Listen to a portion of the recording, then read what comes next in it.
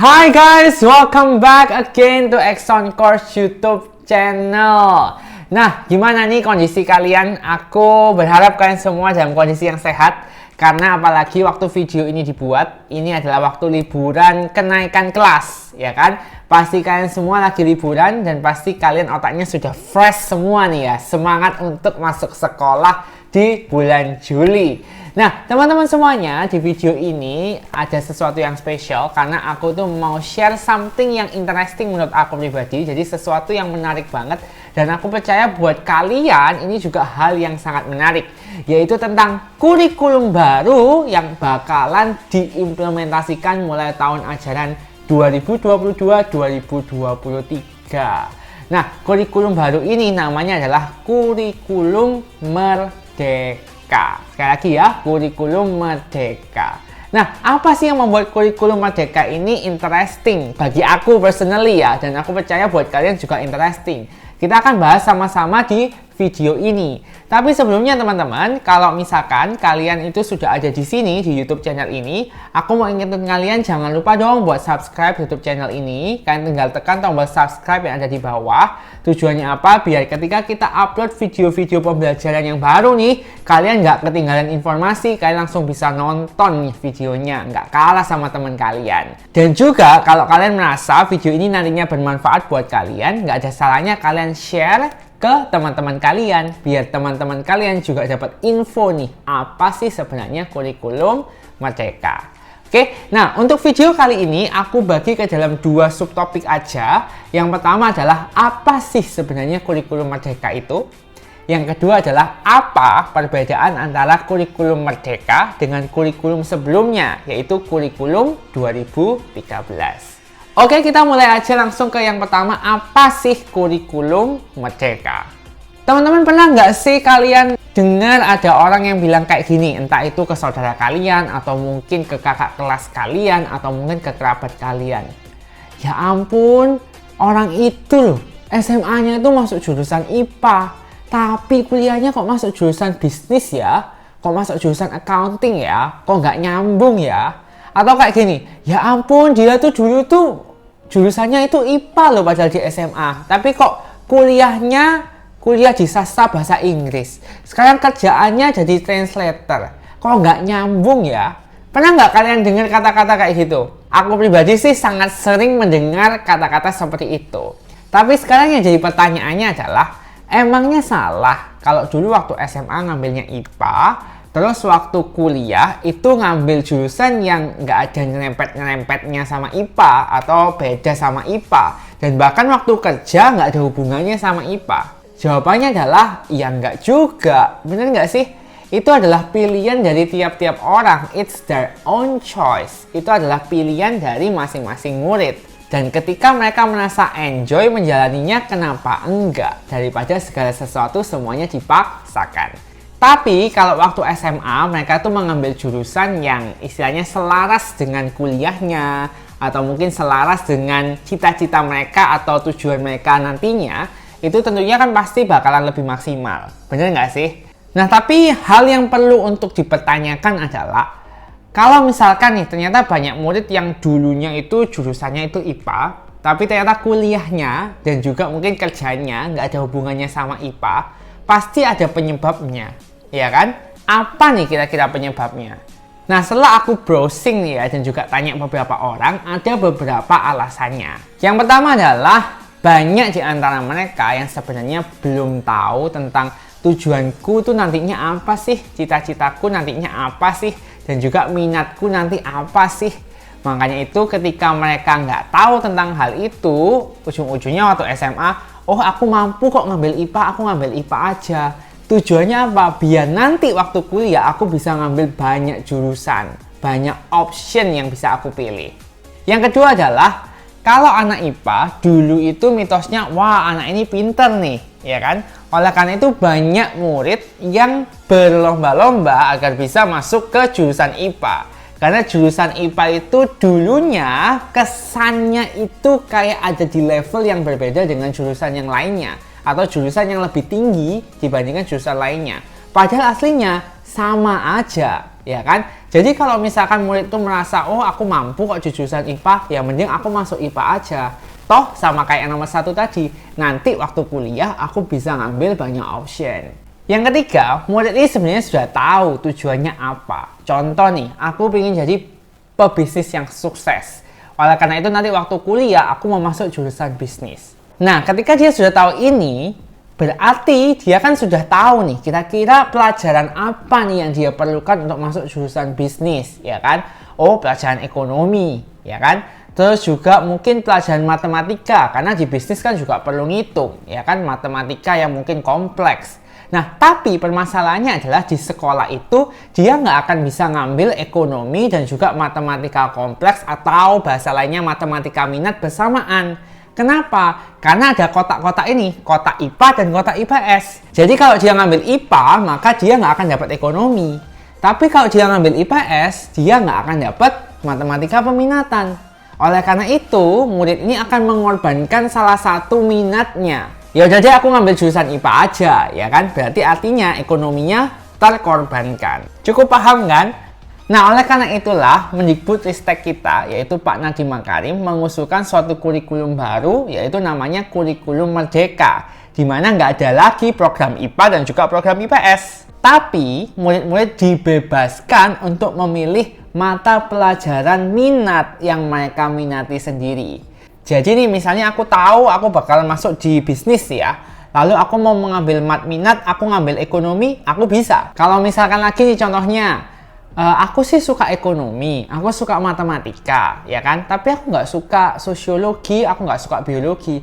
Ya udah, kalian bisa kok nggak ngambil sosiologi, nggak ngambil biologi. Kalian pilih aja yang kalian minat. Misal aku cuma ngambil matematika, aku mungkin ngambil informatika, ataupun ngambil ekonomi, dan juga pilihan-pilihan mata pelajaran lain yang aku lebih minat. Asik banget kan? Duh, aku berharap banget sebenarnya ini sudah ada dari dulu. Itu bakalan keren banget dan asik banget tentunya. Cuman, peminatan-peminatan ini baru bisa kalian pilih waktu kalian di kelas 11. Kenapa nggak dari kelas 10? Karena seringkali banyak murid itu di kelas 10 itu sebenarnya masih belum tahu minat mereka di mana. Oleh karena itu di kelas 10 kalian akan dapat semua mata pelajarannya. Jadi IPA juga dapat, IPS juga dapat. Di situ kalian belajar dan menentukan nih kira-kira minatku di mana ya. Jadi waktu kelas 11 ketika kalian memilih mata pelajaran peminatan itu, kalian akan lebih yakin dan juga lebih mantap dan tentunya bakalan lebih berguna buat kalian karena itu semua sesuai dengan minat kalian masing-masing. Bagian yang kedua nih, apa sih perbedaan antara kurikulum Merdeka dengan kurikulum 2013? Jadi perbedaan yang pertama, kurikulum Merdeka ini berfokus pada materi esensial dan juga pengembangan karakter serta kompetensi murid. Jadi, di kurikulum Merdeka nanti ini, materinya itu bakal disimplified atau dipersimpel materi-materi yang esensial aja, yang penting-penting saja, sehingga waktunya itu cukup untuk pembelajaran yang lebih mendalam. Intinya adalah lebih ke kemampuan literasi dan juga kemampuan numerasi. Selain itu di kurikulum Merdeka ini ada juga yang namanya itu proyek penguatan profil Pancasila. Jadi kalian nggak cuma belajar teori aja, tapi kalian juga akan ada proyek. Untuk SD itu persentasenya proyek itu 20% dari jam pelajaran yang ada. Kalau kalian SMP itu 25%, kalau kalian SMA itu 30%. Contoh nih matematika SMP, misalnya 1 tahun ada 108 jam pelajaran.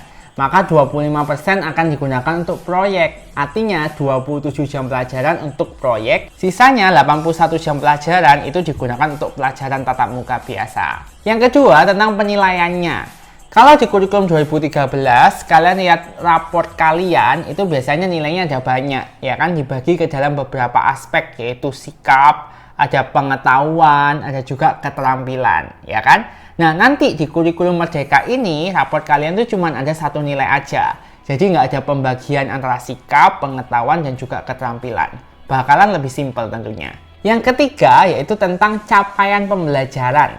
Nah, kalau kalian itu belajar sesuatu, itu pasti ada tujuannya, ya kan? Kenapa kok kalian harus belajar itu? Apa sih yang mau dicapai ketika kalian belajar sesuatu itu? Nah, itu namanya adalah capaian pembelajaran.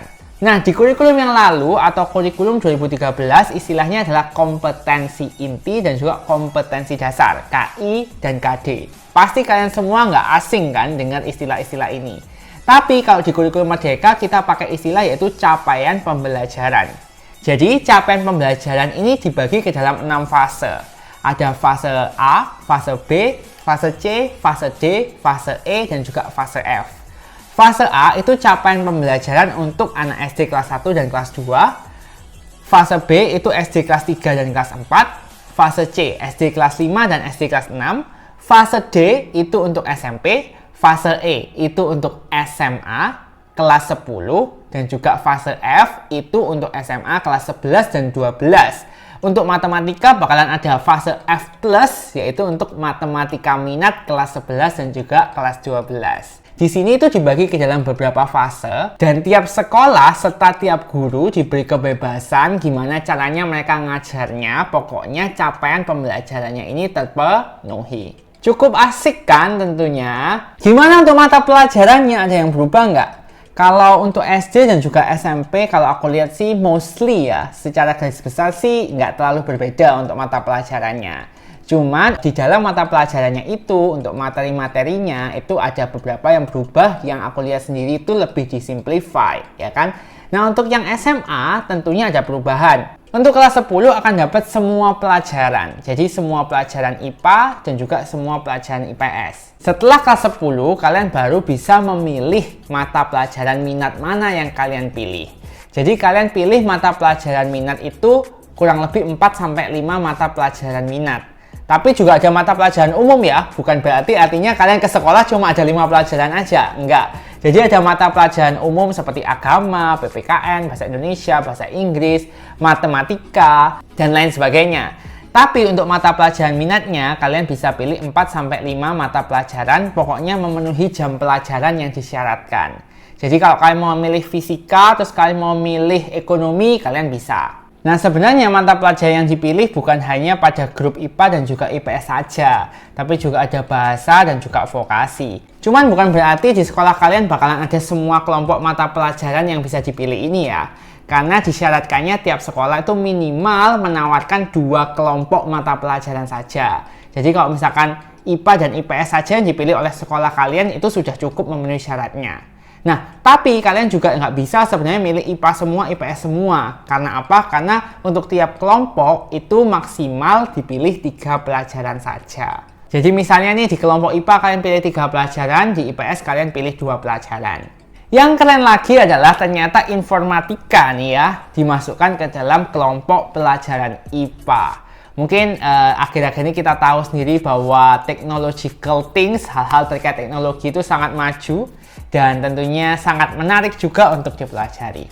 So, itu aja guys yang aku bisa sharingkan tentang kurikulum Merdeka. Mudah-mudahan kalian jelas dengan penjelasan aku ini tentang apa itu kurikulum Merdeka. Tapi untuk kurikulum Merdeka ini, sewaktu video ini dibuat, masih baru diimplementasikan untuk kalian semua yang di kelas 1 SD, 4 SD, 7 SMP, dan juga 10 SMA. Sedangkan untuk kelas-kelas yang lain itu tetap menggunakan kurikulum yang sebelumnya. Tergantung dari sekolah kalian masing-masing juga. So guys, di sini kita bisa lihat bahwa pemerintah itu semaksimal mungkin sudah kasih terobosan-terobosan yang luar biasa yang tentunya akan bermanfaat sekali untuk kalian semua para murid-murid. Dan yang bisa kalian lakukan sekarang adalah kalian tetap semangat untuk belajar, kalian tetap semangat untuk cari-cari ilmu. Oke, see you!